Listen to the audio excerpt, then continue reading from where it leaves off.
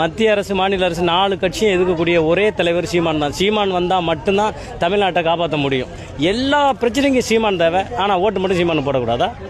எந்த பிரச்சனைக்கு என்ன பிரச்சனைக்கு வரலைன்றதை சொல்லுங்க. ஆட்சியில் வந்தாவே பிரச்சனை ஏங்க வர்றதுக்கு முன்னாடி அதிகாரம் உங்கள்ட்ட, அதாவது நான் என்ன கேட்குறேன், உங்களை அதிகாரம் வர்றதுக்கு முன்னாடி நீங்கள் இப்போ இது பண்ணக்கூடாதுல்ல.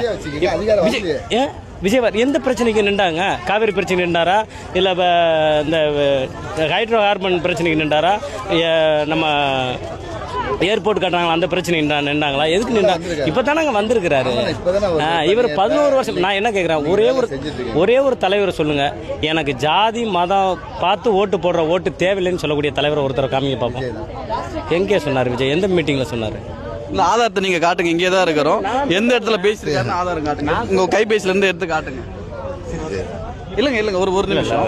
இதனால இவ்வளவு ஆக்ரோஷமா சீமான் அவர்களை ஆதரிக்க அப்படி இல்லை, அதாவது காயப்பட்டிருக்கோம். அதாவது நான் என்ன கேட்குறேங்க, இப்போ வட இந்தியர்கள் இவ்வளவு தூரம் இப்போ நீங்கள் சொன்னீங்கல்ல, இவங்களுக்கெல்லாம் ஓட்டுரிமை கொடுத்துட்டா பின்னாடி யார் இந்த அரசியல் தீர்மானிப்பா? அவங்க தான் தீர்மானிப்பாங்க. உங்களோட வீட்டுக்குள்ளேக்கு நான் 10 பேர் குடிப்பு எனக்கு ஓட்டுரிமை கொடுத்துட்டுன்னா அந்த வீட்டு யார் அபகரிக்க முடியும்? 10 பேர் அபகரிக்க முடியுமா? 2 பேர்னால முடிஞ்சிட முடியுமா? கண்டிப்பாக சீமானால் மட்டும்தாங்க முடியும். எந்த ஒரு லஞ்சம் ஊழல் அனைத்துக்கும் சரியான தீர்வு வச்சுருக்காங்க.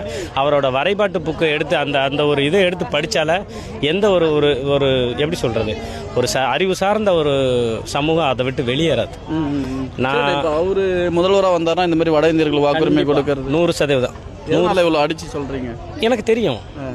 உங்கள்கிட்ட அதிகாரம் கொடுக்கறதுக்கு முன்னாடி நீங்கள் எப்படி இருக்கீங்கன்னு நான் தீர்மானிக்க முடியாதுல்ல. இப்போ அதிகாரம் இல்லாமையே நீங்கள் பேனா வச்சு பாருங்கன்னு சொல்ல முடியுமா? எந்த தலைவராக சொல்லிட்டு தப்பிச்சு போயிட முடியுமா? நீங்கள் அதிகாரத்தில் இருக்கிறவங்ககிட்ட ஏர்போர்ட்டில் ஏர்போர்ட் அந்த நிலத்தை அபகரிக்கிறாங்களா, அதை தடுத்து நிறுத்திட முடியுமா? இவர் தடுத்து நிறுத்திட்டாருங்க.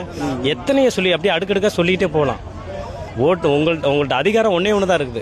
லஞ்சம் வாங்காமல் நீங்கள் உங்களோட ஓட்டுனுடைய மதிப்பு உங்களுக்கு தெரிஞ்சிருச்சுன்னா நீங்கள் கண்டிப்பாக நல்ல தேர்வு பண்ணி அதை போடுவீங்க. நன்றி.